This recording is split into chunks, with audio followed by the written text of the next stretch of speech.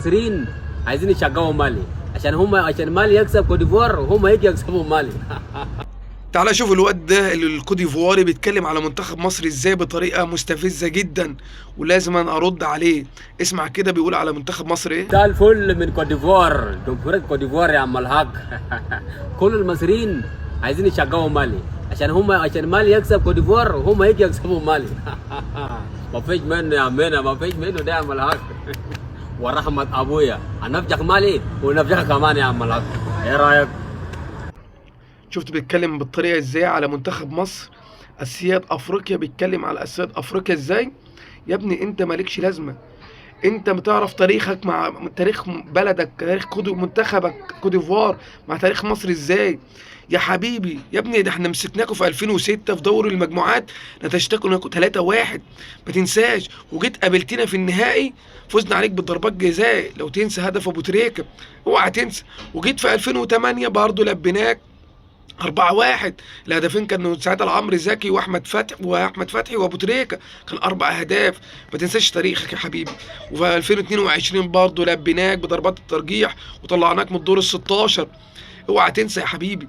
يا ابني انت واخد البطوله 3 مرات. احنا اسياد افريقيا، اكتر منتخب افريقيا في افريقيا خد البطوله 7 مرات. انتوا من امتى اصلا بتلعبوا كوره؟ يا ابني احنا اسيادكم واسياد افريقيا كمان.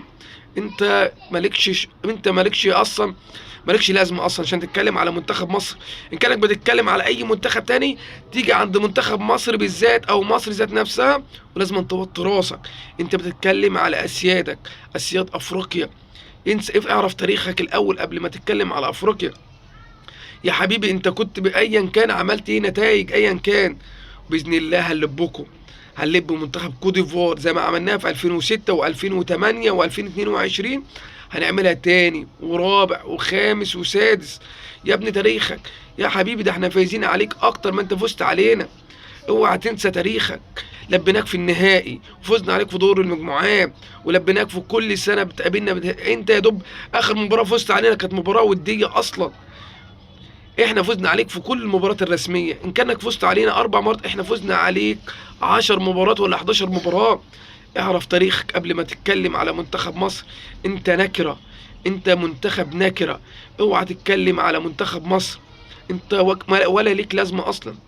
منتخب مصر اسياد افريقيا، اسيادك واسياد افريقيا كلها، اسيادك واسياد افريقيا كلها. منتخب مصر اللي فايز بكاس الامم الافريقيه هي 7 مرات، انت يا دوب فزت ال3 مرات. يعني انت عشان توصل لنا قدامك كتير، توصل كتير، برضه مش هتوصل لنا، برضه مش هتوصل لنا. انت مالكش لازمه.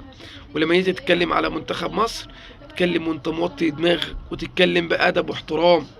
يا ابني احنا اسيادكم ديفوار، وكعبنا عالي عليكم. وان شاء الله المباراه الجايه هنوريك مين منتخب مصر. وتحية لكل منتخبات العربية، الناس المحترمة والمنتخبات الأفريقية المحترمة. أنا بتكلم على شخص زي واحد زي ده، إن يطلع يتكلم على منتخب مصر.